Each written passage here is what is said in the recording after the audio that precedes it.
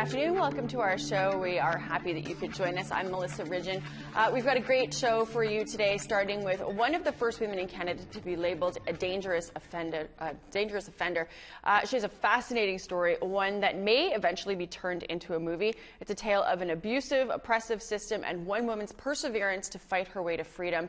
Renee Akobe was set to join us today, but she fell ill. I'll tell you about her story, though, and one of the warrior women fighting for her and others, Senator Kim Pate. She will be here joining us, along with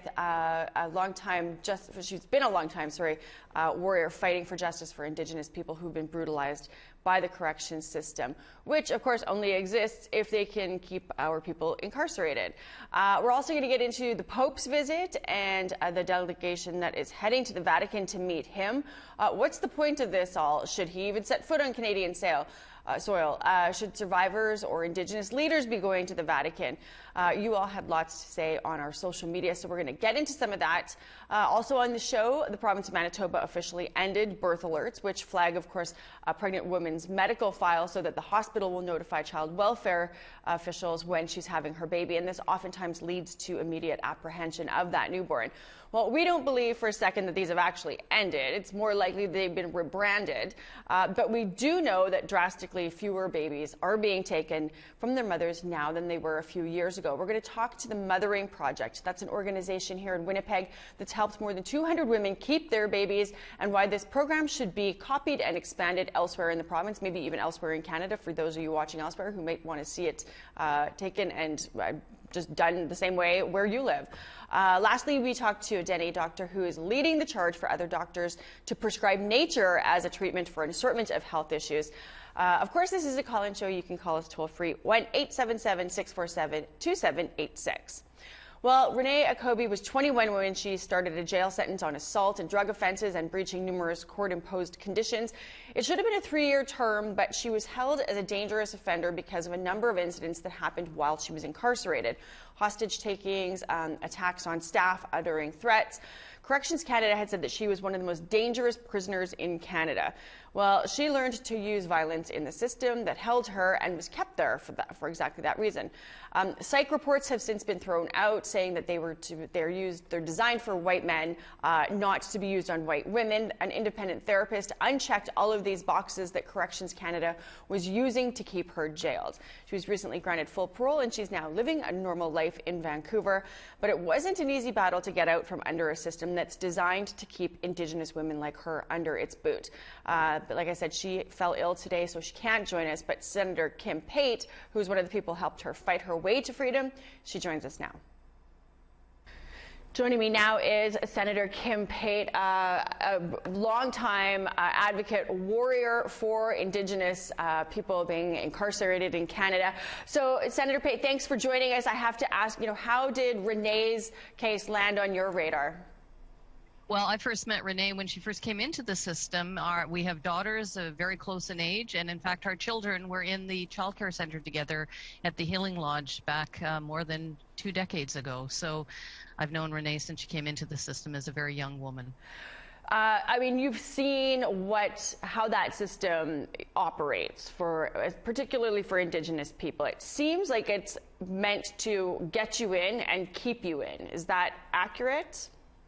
Well, particularly for Indigenous women, in my experience, I was shocked when I first started working with women about 30 years ago, after working with young people and men, to see just how disproportionately women, particularly racialized women, are considered as dangerous or violent for things that, as the Court of Appeal in Lisa Neve's case, another Indigenous woman said, for things they say, not what they do. And so, yes, there are things that Renee and other people have done that have caused them to be, further criminalized in the system. But we would never see a man labeled a dangerous offender for the sorts of things that we see women labeled, whether it's Lisa Neve, who was the first Indigenous woman to be labeled a dangerous offender, or Renee, or other women who have come before the system. We also know that disproportionately Indigenous men get labeled as dangerous offenders for behavior that we wouldn't see non-Indigenous men get labeled. And so it underscores the discriminatory nature of the risk assessment tools, as you and many others have really appropriately explained exposed, but which the government has yet to actually meaningfully address. Well, in this case with Renee, I mean, she had been mislabeled an assortment of times. Later, one of the advocates that helped her get out on parole, a therapist had gone through kind of a checklist of things saying, like, this was done wrong, this was done wrong, this was done wrong. You know, was it just an isolated incident that had happened with Renee, or do you think this is happening over and over? Do we know? I mean, do we know that it's happening? We know it's happening over and over again.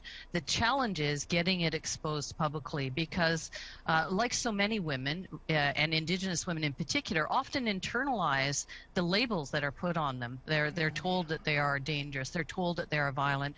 I can't tell you how many women I have met over the years, and now we're talking about 42 to 40%, 44% of the women in federal custody are Indigenous, disproportionately characterized as higher security, disproportionately less likely to have access to programs and services, and disproportionately less likely to get access back to the community. That is a travesty, and when we know that the majority of those women are mothers, we know that it actually subjugates generations to come in the way that we already are, or I guess many of us have known, but some in Canada are just starting to wake up to the impact, the intergenerational impact of residential schools, of forced state removal of children, sometimes often referred to as the 60s scoop, to, you know, incredible child welfare involvement. And not surprising, the same province, Saskatchewan and Manitoba actually, lead the way in the incarceration of Indigenous people. 98% of the girls in custody under the age of 18 are Indigenous. So we have a massive overrepresentation, and really it amounts to a discriminatory way of looking at the lives and the attempts to survive poverty, racism, past trauma that is disproportionately experienced by Indigenous women in my experience. Well, and do you think that now we're at a time, because of the residential schools being kind of at the forefront of the minds of most Canadians now, that there is this is the time for them to get the message that these problems are created by these systems? It's the residential school system, it's the child welfare system. All of these are pipelines into the prison system, and then the prison system creates its own problems once they get in there. I mean, a lot of these women go in there for relatively minor things, and what happens when they're locked up is it escalates. Do you think now is the time that people are going to start figuring this out, on one hand, and for two, I was kind of surprised that people weren't paying closer attention to it before, because it's very expensive to keep people in jail, right? You Absolutely. Would think that the average taxpayer would be like, well, why? I don't like warehousing these people at this astronomical cost. What can we do to, you know, keep them out of jail, to lower the recidivism rates or whatever? You'd think that there would be conversations with a whole bunch of different ways, that we wouldn't be just locking people up for hundreds of years and throwing out the key. I don't know. I guess there was a question in there of all that. I guess the question is, like, are we at a time now where we're going to start having more of these conversations and seeing this for what it is? I certainly hope so. I mean, it is not lost on many people that when Nelson Mandela became president of South Africa, one of the first things he did was free all of the women in prison who had children under the age of 12, because he recognized that many of them were there because they were trying to negotiate poverty, protect their children. If we look at Renee, if we look at others, I mean, the Parliamentary Budget Officer in 2010 included a costing of what corrections was doing with Renee in particular, and talked about the fact that they could put her through Harvard as an international student, and she could then be contributing in all kinds of ways to the community, to her community, to her family, and to the community at large, for the costs up until then that they were spending on incarcerating her. We know that, in fact, if we invest in, and Renee, like so many others, started her time. She was doing a less than 3-year sentence. She was implicated with other people, not to diminish people's responsibility, but many times women are acting in concert, often with their partners, their boyfriend, their somebody else in their family. Sometimes they're taking responsibility for other people's actions, because the perception, wrong as it is that women will get off more lightly. In fact, the opposite is true. Women tend to be classified as higher security. If 90% of the children of women who end up in custody end up in the care of the state versus about 10% of the children of men who end up in custody, because there's usually someone left behind looking after those children in the cases of men. That doesn't mean we don't need change across the board, but if we focus on what happens in particular for Indigenous women, we see the intersections of the worst of racism, of sexism, and of the intergenerational impact of systemic inequality. And so if we invested in the supports to keep people in the community through housing, through things like a guaranteed livable income, through things like support systems, we would actually see far fewer women in custody. We would see lower rates of victimization, lower rates of incarceration, and better overall well-being for everyone. Now, how could we not want that? And it is well past time that we invest in people in community, not in prisons. Well, thank God we have you in the Senate who is keeping this issue at the forefront and pushing for this, and we'll keep pushing for it too. Here, we love the people who are warriors for a cause like this, and that we are maybe at a point in time where we're going to see that there's value in that. So we will just keep covering it. Thank you very much, and thank you for all of your incredible work. But coming up, the Pope might be heading to Canada to discuss his church's role in Canada's residential school history. Ottawa was abuzz last week with news of a proposed visit by Pope Francis. The Catholic Bishops of Canada says that the Pope has accepted an invitation to come here. But you, our audience, you've got a lot to say about that. We're going to get into that when we come back. Jesse Andrushko will tell you all about it. Join our conversation now. Call in toll-free at 1-877-647-2786. Like us on Facebook on our APTN News page. Follow or tweet us at APTN InFocus. And send your thoughts to infocus@aptn.ca.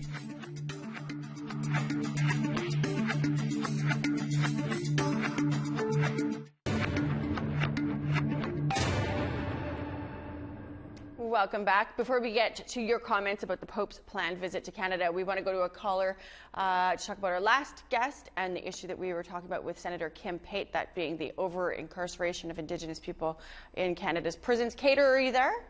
Yes, I am. Hey, how are you? I'm good. I'm quite impressed, actually. Oh, with what? With the topic of today and Kim Pate's perspective. She's a great lady, hey?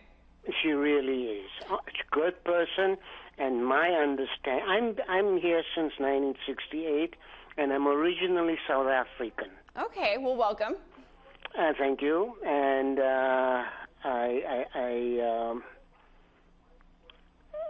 was from the very beginning given the fact that some of the system from Canada was taken and imposed in South Africa. Right, there's a lot of similarities. Reservations. Mm-hmm. So the similarity I knew of almost from the very beginning that I got here. Mm-hmm. And I'm a retired school teacher. And I always felt that I would like to do something to help with a system that is very similar and reminiscent of South Africa. Yeah, well, we're just thankful that you tuned in here. That's a start, even just getting educated about some of the same things that go on here that you would have known from coming from South Africa. Well, thank you for calling in. We're going to move on now to the Pope is planning to visit Canada, bringing a wide range of reactions from people across the country. APTN's Leanne Sanders is in Vancouver with some of that. Residential school survivor Charlie Morrison spent 30 years on these streets, and today he's at the corner of Main and Hastings to place a teddy bear on an ever-growing memorial for the children who never came home from residential school. I like to say, grant this toy to the kids that are missing. It's so emotional right now to say anything, but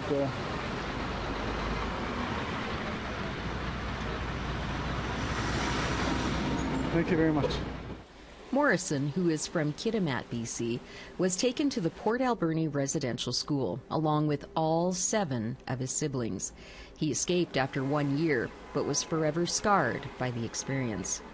And I never did once deal with my residential school stuff. I didn't think it bothered me until my grandkids started talking about it. He said there should also be a criminal investigation into what happened to the children in those schools, especially given the high numbers. Even for one person, there should be investigated. If it was the other people, they'd investigate right now. So there's just so many people that are missing, and they're gone for so long. I don't know how they covered it up so long. I think they should. And across the city, at the Vancouver Art Gallery, a large memorial has been set up. Angela White is the head of the Indian Residential School Survivors Society. She says news of the papal visit has created high hopes and some doubt. In some sense, it is really about, people are really glad that he's making the effort and it's a first step. And on the other side of it, it's really clear that they're saying don't waste your time unless you're coming with actionable items and not just empty promises. She says the discovery of the 215 children in Kamloops has re-traumatized survivors and their families. And if he's not going to apologize, I think we honestly need to prepare not just the leadership but the survivors for what is coming, because the last thing we want is for them to be further isolated and disregarded in the lack of apology. And how does Charlie Morrison feel about the Pope's visit to Canada? The family from the missing people, they need some kind of closure or apology from somebody. Are they going to get an apology? But they've waited this long. They've waited this long already, and I think it'll help with their healing too. So some people. The memorial here has been growing since the 215 children were found. Since the Pope has announced a planned visit to Canada, many survivors we spoke to are hopeful that this will be the start of real healing and reconciliation in Canada. Leanne Sanders, APTN National News, Vancouver. Thank you, Leanne. Just for you at home watching, Leanne is our new correspondent for the Saskatchewan, province of Saskatchewan. She was in Vancouver covering that, but you'll soon be seeing lots more of her on APTN National News covering Saskatchewan. Well, we wanted to know how you feel about the Pope's planned visit to Canada. You flooded our social media editor Jesse Andrushka with your comments. Jesse? Thanks, Melissa. We had hundreds of comments coming in. We asked our followers whether they think the Pope's visit will help residential school survivors heal, and also what they think he should do while in Canada. Let's take a look. On Facebook, Clara said she doesn't want to hear what the Pope has to say. No amount of apology from him or Trudeau will erase all the pain that the residential schools, Indian agents, and RCMP did to families, threatening to jail our parents and grandparents. Earl said, if this guy funds the investigation and convicts the guilty responsible for the disgusting acts of the government and the religious priests and nuns, it's the only way, justice. April commented, sorry doesn't hold any one of these institutions accountable for their actions against Indigenous people, for murder, rape, torture, and experiments on 7,000 plus babies, children, and young teenagers. Ace said, release all the documents of priests and nuns that are still alive and buried children to be prosecuted. That's a start. Alan pointed out that we shouldn't overlook the role of the role that politicians and senior bureaucrats played in enabling abuse. He says they failed in their roles, they should pay. And as many of these people are dead, take it from their states and families. Families of the abused suffer, so why should the families of abusers be exempt? From Kevin, what everyone is missing is that you should never have to be asked or coerced to make an apology if you are truly sorry for your organization's actions. Sophia said that the Pope needs to go back to Europe along with the others who perpetrated heinous crimes. This is Indigenous lands and we had no say whether he comes or not. It's a slap in the face to our sovereign nations. You cannot expect us to forgive the Church for murder. Kirk said, why does our elected Native leaders want the Pope to apologize? Just for recognition of their political prowess. If the Pope wanted to be here, he would have done it already. The Pope's apology won't heal anyone's hurting except these elected Native leaders of ours who like the spotlight. From Nancy, I think that yes, an apology from the Catholic Church is warranted. However, the Catholic Church should pay for all that goes on goes with bringing the children to their proper resting places, and retribution should be paid to each and every family touched by this horrific part of Catholic history in Canada. Amber said, exact opposite of what residential survivors want and need. Bringing a pope in to heal them from what the exact people did to them. What is wrong with y'all? This is going to set them off and sure does not heal them. Ingrid commented, nothing will help. The abuse, suffering, and loss isn't going away with an empty apology. Being in the public eye is them basically putting on a show. Lastly, Lainey pointed out that the comments speak for themselves. She said no one wants a visit from him. This will add to the trauma, nothing healing about it. Very interesting comments. Thank you everyone that shared their thoughts. Back to you, Melissa. Thanks for that, Jesse. So we have on the line Chickadee. You say the Pope is not welcome here because how do you say sorry when your church has taken our baby ancestors' lives? Chickadee, you don't want him here at all. Not at all. I don't believe that he has any kind of rights to come here and make an apology when there's no retribution, there's no accountability. Mm-hmm. You know, that he had a chance to come, the Pope before had a chance to come and apologize to the survivors, and he never did. Yeah. None of that church never did. You think that it's just there's pressure from Catholics now just kind of wanting something from their church because of the confirmation of the dead babies in on the grounds of the residential schools? Yes, and there's going to be more findings of our baby ancestors. Yeah. And, you know, every day is a reminder, and it's a pain, and it's a national grief that we as Indigenous people are feeling every day. We don't know what's going to come next. And why would why would he come here when he represents, an entity that has done irreversible harm and has taken the lives of many people, not only lives where they've been murdered, but lives where they've been, they're living on the streets. There's family structures that have been harmed. Absolutely. So he represents an entity that's evil. That's what I believe. Yeah. Thanks, Chickadee. Russ, we have Russ on the phone. What do you think about the Pope's planned visit here, or else the Indigenous leaders who want to go to the Vatican and meet him there? Well, Melissa, I grew up in Welland, Ontario. I'm just a white guy, and I know 30 people that killed themselves. Mm-hmm. And honestly, the people like the Catholic bishops that took advantage of vulnerable people, they'll take advantage of any vulnerable people. Mm-hmm. But if they can manage to put them in a cage like they did with the residential schools, mm-hmm. then they got free reign.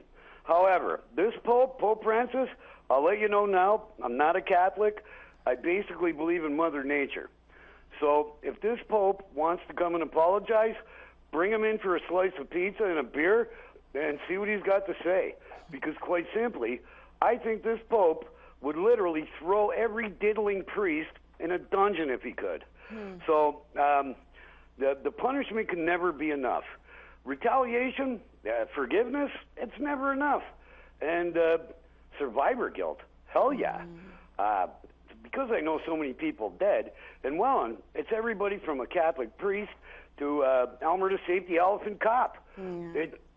Boy Scouts, Scoutmasters, they will all take advantage of the vulnerable. Yeah. So if the Pope wants to come, welcome him with open arms and ask him which church to rip down and auction off. Thank you, Russ, for your comments. Keep it coming, John, thanks. John McDonald, you've said you have zero interest in an apology from the church. You want none of their money. How come? Well, it's not like I'm on the guest list anyways. And of course, my opinions are mine alone. I spent my first 9 years basically in a residential school. Mm-hmm. I attended during that time a Catholic elementary school. So I've had enough Catholicism and words from the Catholic Church to do me a lifetime. Mm-hmm. And for me personally, the empty promises of a sanctimonious, quasi-political religious leader, mm-hmm. they're not going to change what happened to me. It's, his words aren't going to take back the humiliation I felt when I was told my language was gibberish and I was punished for speaking it. It's not going to take back the humiliation I felt when the teachers in said Catholic elementary school on a dry day would say, well, why don't you just do a rain dance? Oh my God. It's not, I'm done with empty promises. I'm done with empty words, and money is not going to fix that. Money is not going to fix the fact that we have severe broken cycles. The fact that across northern Saskatchewan, we have Indigenous communities who are so far removed from Indigenous cultural practices and spirituality, that are so tied to both the Catholic and the Anglican Church, that any Indigenous culture is often seen, and these are direct quotes from my time visiting in some of these communities, as barbarism, being seen as unholy blasphemy. And having myself been told, when I've taken an eagle feather and a drum into northern communities, put that away, we don't do that here. Yeah, we do see that. And we've had so many empty promises. It's just not worth it for him to come here and give another one. Well, John, thank you. We appreciate you, and you're weighing in on that too. I think there's a pretty overwhelming sense that people aren't interested in this visit. There are some, I'm not going to, like I said, I don't speak for all residential school survivors. We did hear some say that they want the apology for sure, but I think there are some that will get healing from it. Yeah. And I hope they, in their journey, that they, that this doesn't open more wounds, and if it does, that they have enough medicine around them and community around them to heal. I appreciate that. Thanks, John. Take care, my friend. Take care. So we're moving on now. We've got to go on to birth alerts. Most of the provinces in this country have ended birth alerts officially. They've put out the announcements. They've had the press conference. It was one of the calls for justice in the National Inquiry into Missing Murdered Indigenous Women and Girls report that flagging a pregnant woman as being high risk and then having child welfare workers come into the hospital, take her newborn baby, it's one of the most violent acts that a state can inflict on a woman. In Manitoba alone, a newborn a day was being taken every year for decades. Well, the trauma imposed is like what was done in residential schools and often leaves those mothers at high risk to go missing or be found murdered as they spiral in the wake of a loss like that. And there's no recourse for them to ever get their babies back again in most cases. So lots of these kids are raised in foster homes. So again, separating families. These birth alerts have gone on for decades. Now a class action lawsuit has been filed with the BC Supreme Court. It's seeking justice for those who have been victimized by these birth alerts. Here's Dennis Ward with Lisa Lombard, who's one of the lawyers behind that class action. Ms. Lombard, thanks so much for being with us. For those who don't know, can you just give us a brief on what birth alerts are and how they work in Canada? Sure. So birth alerts are practiced that are usually engaged by child and family services agencies. They are issued on the file of a pregnant woman. And that information is then somehow disclosed to a hospital, who then alerts authorities when a child is born, or perhaps not. But the birth alert remains on the file. That information is shared, and often or sometimes the child is apprehended in hospital. And so that is essentially the context underpinning the birth alert practice. Now, a number of provinces over the last year or two have announced that they're stopping these alerts. Why is a class action still necessary at this point? Well, first, as we know, sometimes practices cease formally occurring. It doesn't mean that they actually cease occurring. And so we do think that this practice still carries on. But most importantly, there are many women and children and families who have been terribly impacted by this practice, who have experienced tremendous trauma as a result of it. And they have their right to their day in court and to justice. In Manitoba, it used to be pretty common that there was a child apprehended like every single day of the year, or more than 365 a year. How widespread is this practice, and is the class action going to be national in scope? Indeed, it is national. There's a consortium working on it with very competent lawyers in class actions and in constitutional rights and Indigenous rights from across the country, clear from British Columbia through Saskatchewan and Manitoba are firmly working on those particular provinces, as well as Ontario, Quebec, and the Maritimes, and so it is national in scope. And so how can women and families come forward to join the class action? Well, there is some information available, and that has been circulated by way of a press release. And depending on where they are situated, where they are located, and where this may have happened, if they are located in British Columbia, they will want to get in touch with Camp Fioronte Matthews Mogerman. If they are in Alberta as well, that's who they'll want to contact. If they are in Manitoba or Saskatchewan, they'll want to get in touch with us at Samaginus Warm Lombard. If they're in Ontario, with Waddell Phillips. In Quebec, Belleau Lapointe. And if they are in the Maritimes, the Burklaw Group. Well, Ms. Lombard, we'll have to leave it there, but appreciate you taking some time for us here today. Thank you for having me. So in Manitoba, when the province announced it was going to end the controversial practice of birth alerts a couple of years ago, they simultaneously said that more resources would be given to organizations to help pregnant women with the supports that they need to keep their babies. It sounds suspicious. I certainly know I was suspicious when I heard it, but we've been waiting patiently to see if this is actually working. Well, Elaine Morris is the director of the Mothering Project based here in Winnipeg that was tapped to help keep newborns out of the system and at home with their moms and other family members. So we're checking in with her today. Elaine, thank you so much for joining us. No problem. Nice to meet you. Nice to meet you too. So, I don't think anybody really believes that all birth alerts have ended in Manitoba. Lots of suspicion that they've been kind of rebranded maybe, but we do know that there certainly has been a drastic reduction in the number of babies that are taken from the hospital, from their mothers. As we said, typically one a day here in Manitoba. The government shifted to supporting at-risk moms. That's where the Mothering Project comes in through Mount Royal Clinic. So why don't you tell our national audience here how it works? Well, so the Mothering Project has been here at Mount Carmel Clinic since 2009. We started the Mothering Project to really get out there and work with our community based on what they've identified as their needs. So a lot of women in community said, hey, we need somewhere to be where we can be pregnant or parenting and identify that we're chaotically substance using and we need help, because there's a lot of judgment and stigma that, wraps around what that looks like for women. And so we've been doing that since about 2019, and we did get additional funding with the work that we're doing that is, trauma-informed, harm reduction centered, from a kindness perspective, to start doing the work of that preventative method in terms of keeping folks with their babies at birth. So we can see babies going home from the hospital as an additional point of contact for the outreach team that we have now.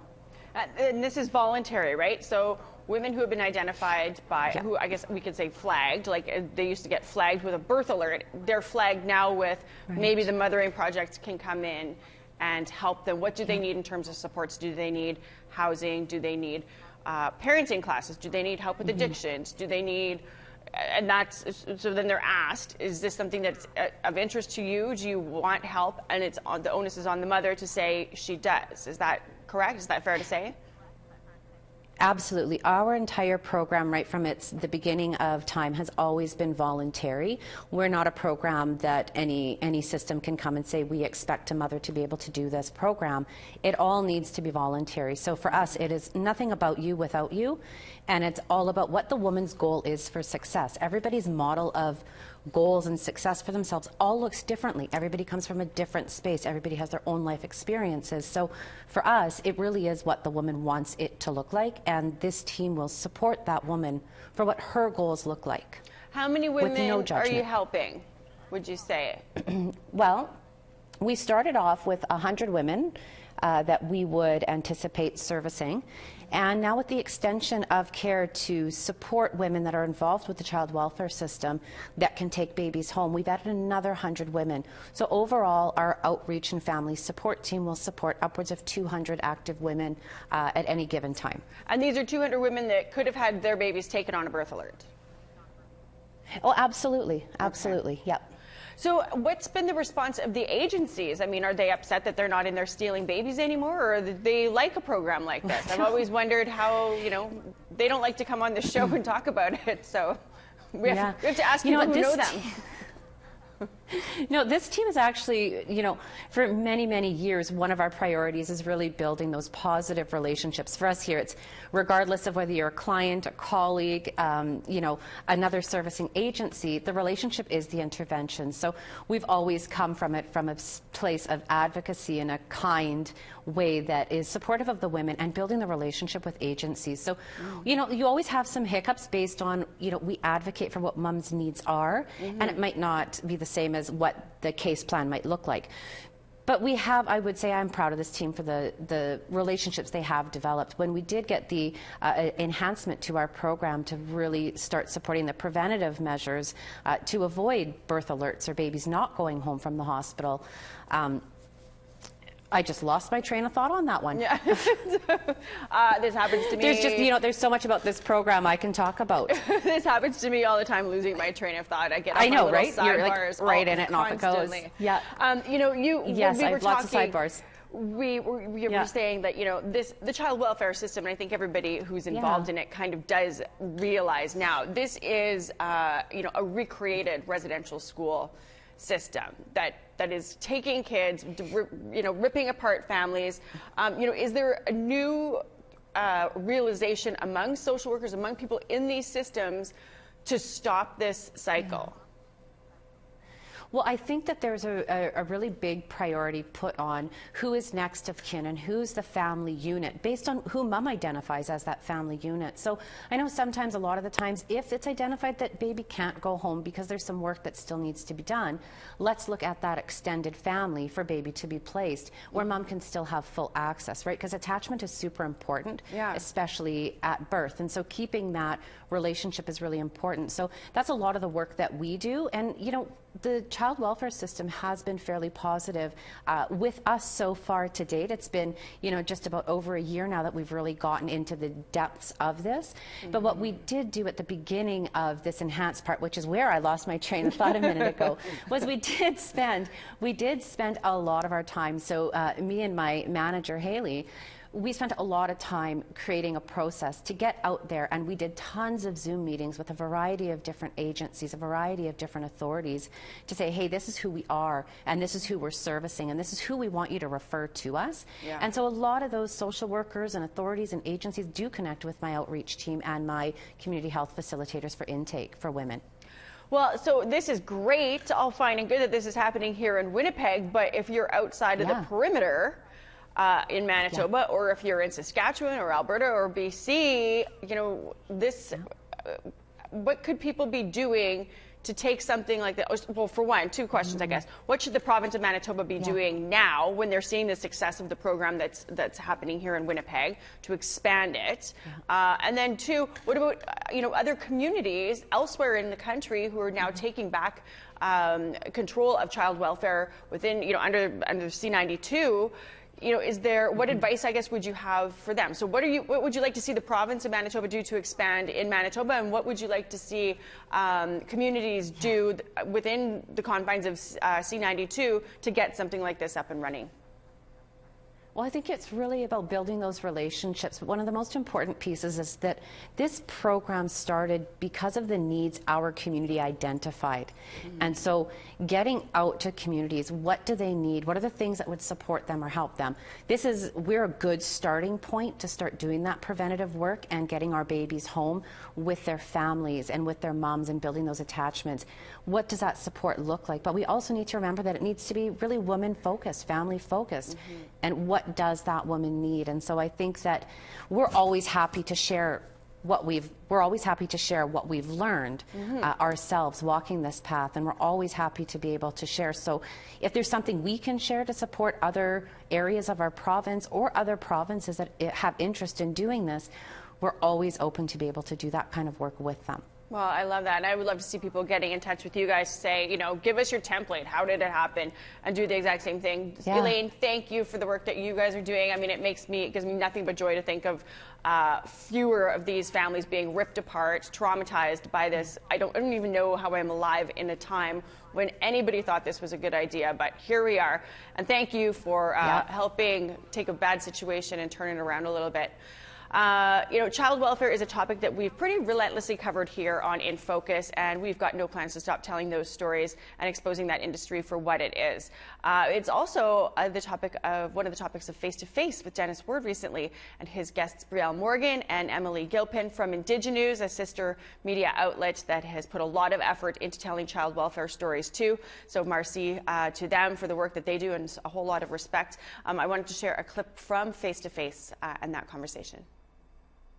What would be some of your concerns with the way in which stories on the child welfare system are typically told?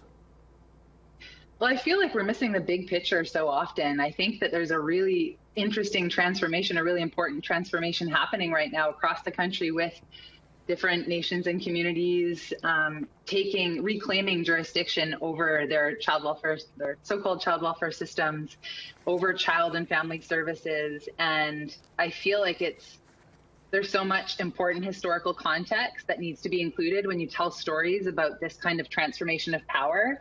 And I feel like most newsrooms aren't really equipped to tell those stories or are intimidated to tell those stories because of the complexity. And because so many journalists are non-Indigenous, so many journalists don't have lived experience in that space, and they don't have those relationships within community to really stand with people and work with them to tell their stories about what's going on. I think we've all done a lot of reporting, and I mean the three of us on the child welfare system, and every newsroom could likely have a reporter just dedicated to that full time. Sometimes it feels like things are finally changing, like not housing kids in hotels or the ending of the practice of birth alerts, although we're finding out that may not have ended in some provinces. Brielle, do you have faith that the system is changing or can change? Yeah, I mean, I look at the youth on the ground in BC here. I look at organizations like Fostering Change.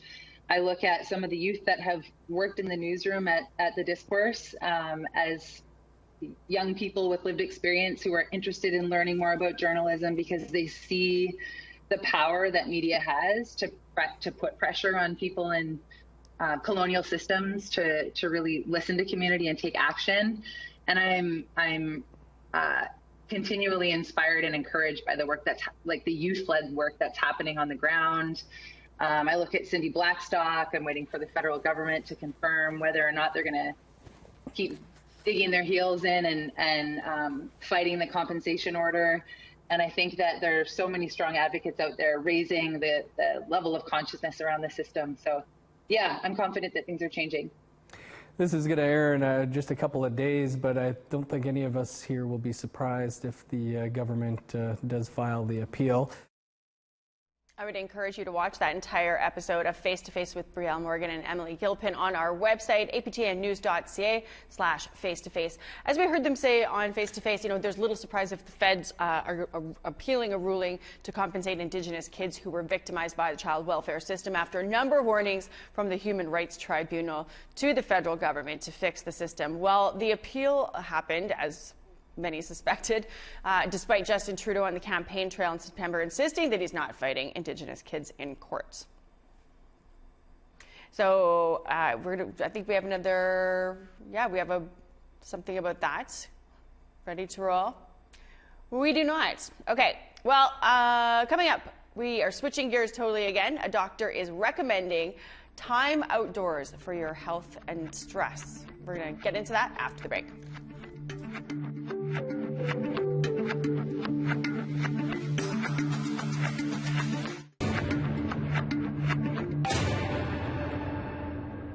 Welcome back. Well, some old medicine is making a very big comeback. More and more doctors are signing on to a new campaign to get their patients outside by actually writing prescriptions for 20 minutes a day outside in fresh air. Dr. Nicole Redvers is a Dene doctor, and she's one of the ones behind Park's Prescription. I spoke with her recently.